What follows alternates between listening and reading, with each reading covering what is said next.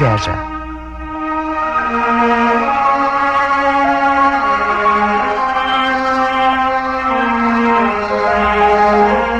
Uma das causas mais influentes em nossa infelicidade na vida é a inveja. Todavia, para entendermos adequadamente este sentimento, temos que tentar descobrir a estrutura básica que o antecede.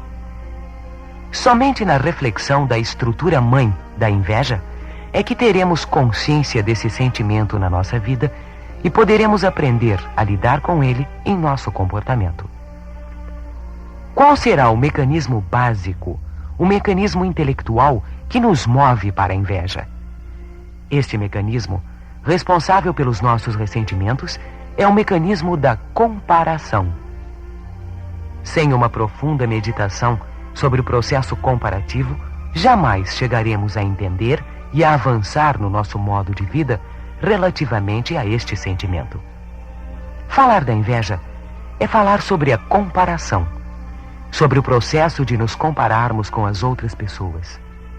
Quando nós nos comparamos com os outros e nos sentimos inferiores a eles em algum aspecto, estamos com inveja. Não estamos dizendo que todas as vezes que nos comparamos, sentimos inveja. Estamos afirmando que nunca poderá haver inveja sem que antes tenha havido uma comparação. A inveja é a vivência de um sentimento interior sob a forma de frustração, de tristeza, de mal-estar, de acanhamento, por nos sentirmos menores do que alguém, por nos sentirmos menos do que o outro, por não possuirmos o que o outro possui, por não sermos o que o outro é.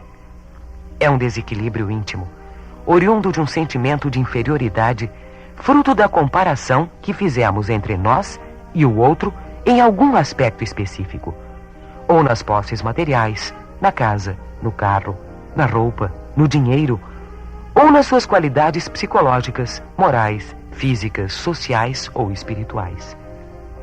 E como a inveja é um desequilíbrio entre nós e os outros, num processo comparativo, desde cedo nos foram ensinando alguns mecanismos de defesa para esse desequilíbrio. E nestes mecanismos, escondemos de nós o sentimento de inveja. E pode até acontecer acharmos que não vivenciamos este sentimento.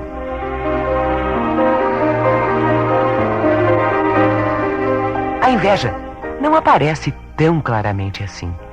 Nós nos comparamos com alguém, sentimos-nos inferiores a ele e ficamos frustrados. O processo do ressentimento é muito mais sutil, muito mais encoberto. Um dos mecanismos mais comuns é exatamente aquele em que, ao nos sentirmos menores do que os outros, nós nos aumentamos, nos vangloriamos, nos enaltecemos para evitar o mal-estar do desequilíbrio. Falamos excessivamente bem das nossas próprias coisas e, ao mesmo tempo, procuramos diminuir o outro através de crítica.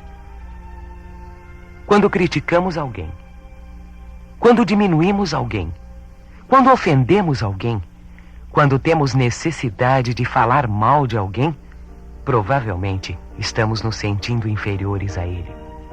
Por isso mesmo, é que se diz que o arrogante é a pessoa que parte do pressuposto de que é inferior às outras pessoas. A inveja é a incapacidade de ver a luz das outras pessoas, a alegria, o brilho, a luminosidade de alguém, seja em que aspecto for. A inveja é o sentimento daqueles que não encontraram respostas para a diversidade do mundo e das pessoas. E esta incapacidade de aceitar que as coisas e as pessoas sejam diferentes é uma rejeição da sua própria pessoa como sendo diferente das demais. A inveja é a autoaversão por não sermos como os outros são. O que há de negativo na inveja é esta autorrejeição em algum ponto do seu modo de estar na vida, do seu próprio tamanho. Muitas pessoas pensam que inveja é quando vemos algo em alguém e queremos ter ou ser iguais ao outro. Isto é apenas um desejo de aprendizado, apenas um desejo de crescimento. O que caracteriza a inveja é uma frustração conosco mesmos. É a tristeza conosco mesmos. É a intolerância com nós próprios por nos sentirmos menores do que os outros. Por outro lado, toda a nossa sociedade é baseada na comparação. Toda a nossa cultura é uma cultura da comparação. A força elementar, fundamental do nosso sistema é um processo comparativo. A melhor definição para o homem não é mais a de um animal racional, mas a do homem como um animal que se compara. O cume do nosso modo de viver, o núcleo de nossa maneira de estar na sociedade é um movimento comparativo. Todo o processo social se baseia na comparação. Nós aprendemos, desde muito cedo, a interiorizar esse processo em nosso comportamento. Como tudo é relativo, como tudo está em relação, nós perdemos a capacidade de ver as coisas em si mesmas e só conseguimos entender as pessoas e as coisas em comparação umas com as outras.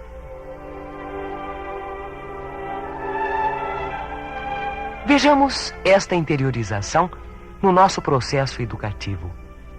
Na família, por exemplo, todo o processo familiar, todo o acontecimento na família vem eivado da mania comparativa. Sempre houve alguém na nossa história familiar que em um ou outro momento nos foi apontado como padrão, ou a quem nós fomos apontados como modelo. É imensa a carga de comparação a que somos diariamente submetidos.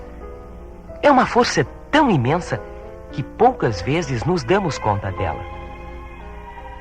Tão imersos estamos nesse processo que, infelizmente, talvez jamais tenhamos refletido sobre esta estrutura que penetrou e continua penetrando todo o nosso jeito de existir na vida.